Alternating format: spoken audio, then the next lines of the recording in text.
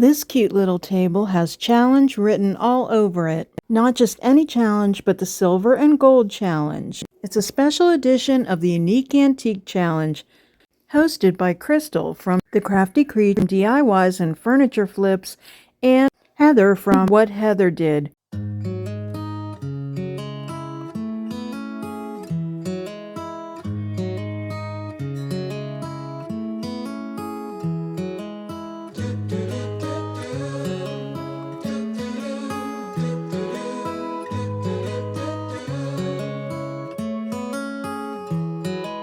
Once upon a time, there was a player in every corner doing tricks for a dime.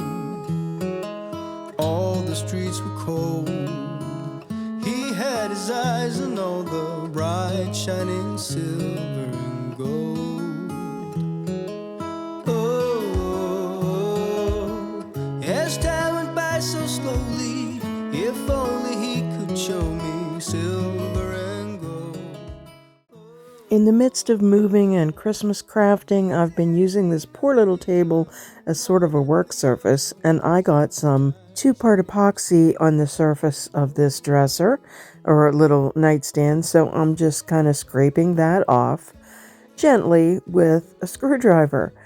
I am so rushing this, not rushing, but I'm just making it super simple. I wanted to participate in the challenge, but my life is a little crazy and hectic as I'm moving my shop and I'm also helping to close a store. So long story, if you know me and you know my channel, you know what the story is. But at any rate, I'm just doing a real simple flip on this little nightstand. I'm just removing that hardware and I intend to keep it.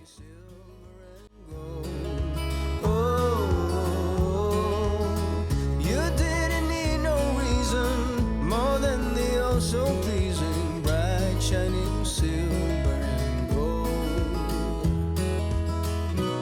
And when all is fair, just say a prayer, 'cause win or losing matters just the same. When all is fair, you just say a prayer, 'cause we are all in it for the whole. So slowly, if only he could show me silver and gold. Oh, he didn't need no reason more than the oh so pleasing bright shining silver. Oh. After a scuff sand, I get busy using some silk anchor. I had the brush in the bag because I really just finished another set from last week's challenge that I had used the same brush, so I'm kind of keeping things simple these days, so using the same paint and the same brush. Even though this is a silver and gold challenge and I want my piece to be silver, I am using the black first and I'm doing just one coat. Again, I'm keeping it simple. And I'm doing this upside down. I have it on some wheels at first, so I can paint it and get it this way and just easily turn it around. Then I can flip it and paint the top. But my thought here is I want to do kind of like a look like a vintage mirror on this piece. So as I've painted glass before, to make it look like with the mirror finish spray paint, I always end up painting it black in the background. So with this one, I'm starting with the black since it's not a mirror.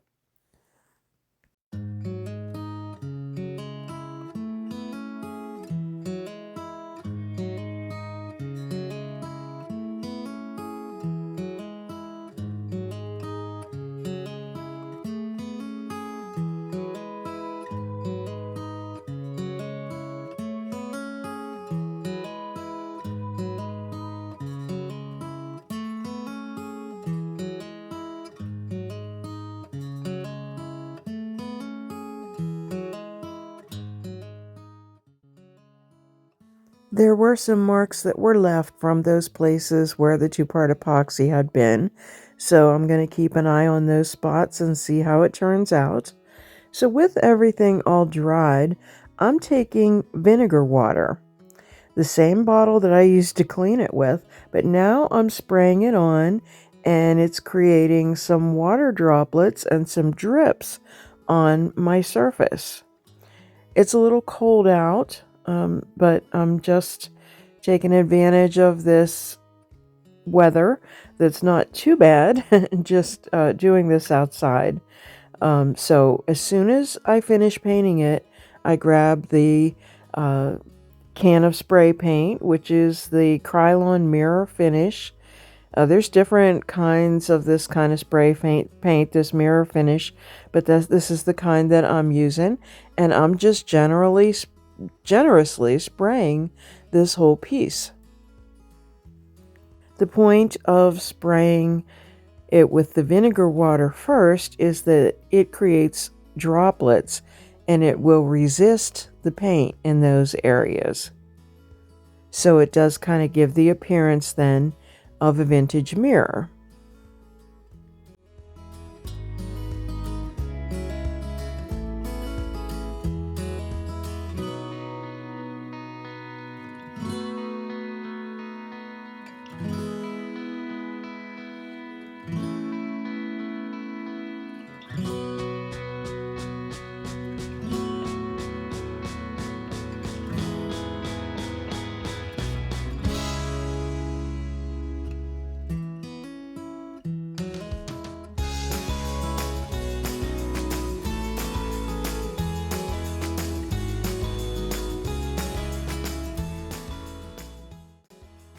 I let it dry a few minutes and then I come back in with a cloth or a paper towel, and basically what I'm doing is kind of breaking some of those little bubbles. That's all there is to that technique.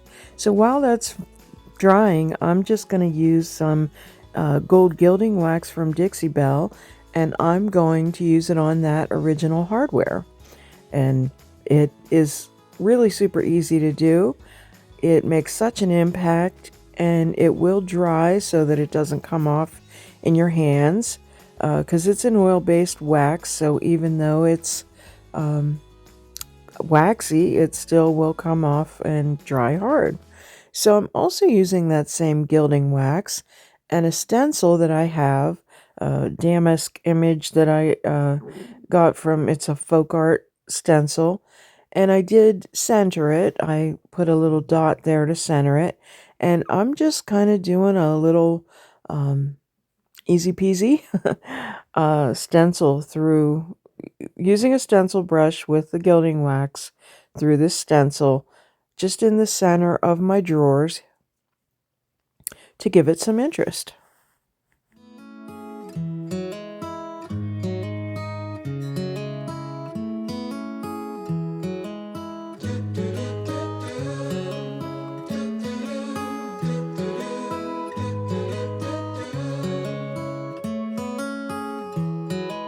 Once upon a time, there was a player in every corner doing tricks for a dime. All the streets were cold. He had his eyes on all the bright, shining silver and gold. Oh, as time went by so slowly, if only he could show me silver and gold. Oh, he didn't need no reason more than the oh so pleasing bright shining silver and gold.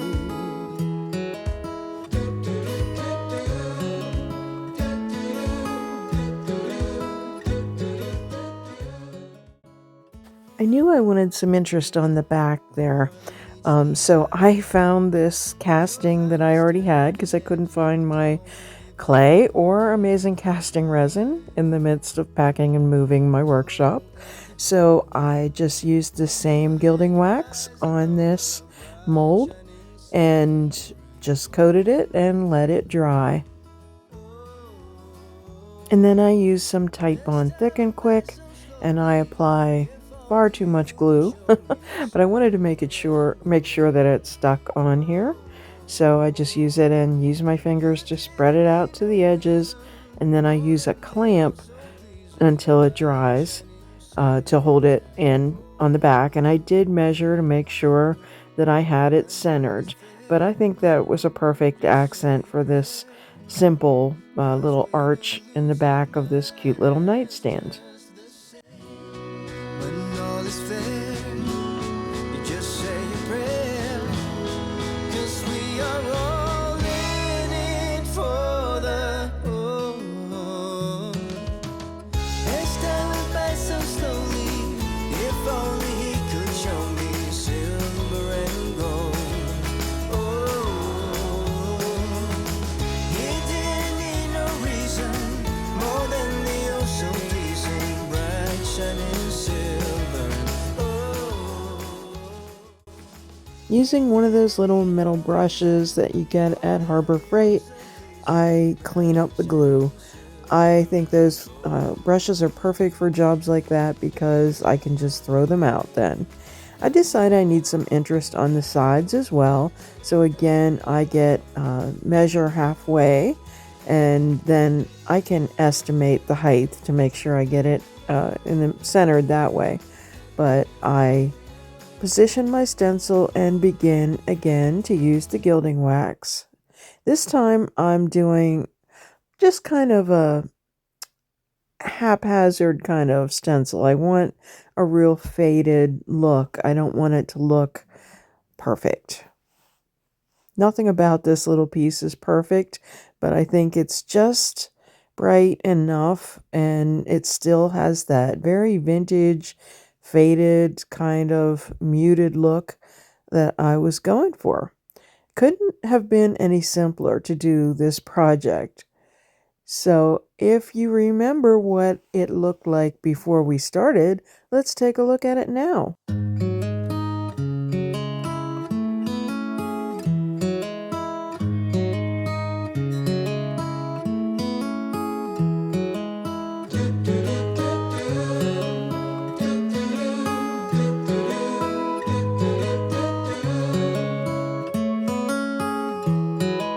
Once upon a time, there was a player in every corner doing tricks for a dime.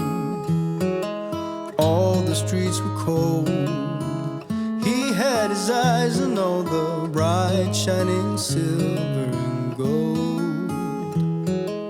Oh, as time went by so slowly, if only he could show me silver and gold.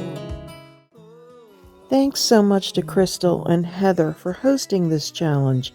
Check out their channels and those of all the participants. Grab some popcorn, watch the entire playlist. I'll have it posted in the comments and in the description box. Thank you so much for watching today.